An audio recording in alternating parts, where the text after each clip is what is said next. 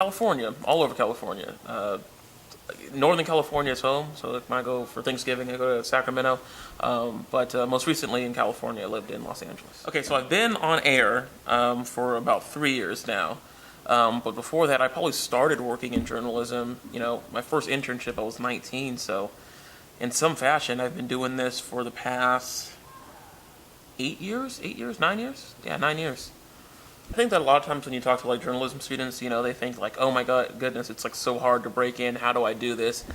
And my advice is not to be discouraged, and it's really not that hard as long as you do the stuff that you need to do. And I'm talking about if you want to be on air, putting your resume tape together.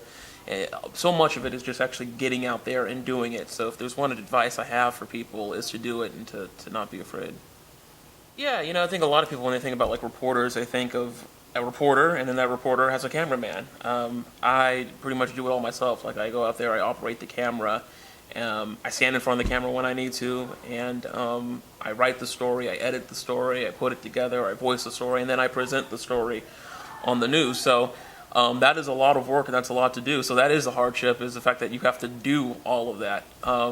It is a lot more, sometimes it is a lot more comfortable when you have a photographer to go out there and work with you, because when you have two people, it's a lot easier, and I always like to think that two heads are better than one, right? You're going out there working on the story, you have two sets of eyes that are out there, and you have two minds that are working on the story together. So as someone that, as they call a one-man band, you go out there and do it all yourselves. You have to account for being two people in one.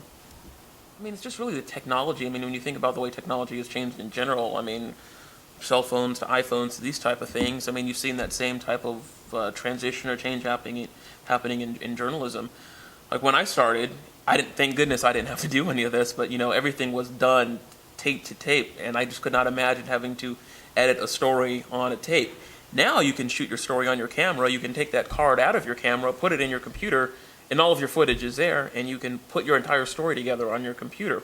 So I think just in terms of technology, and even social media, right? I mean, that's become a huge component of news, because when you get out to the scene, you're taking pictures, you're uploading to Facebook, because everyone's a journalist now, right? I mean, everyone has this opportunity to witness something, record something, document something, and then publish it on the internet.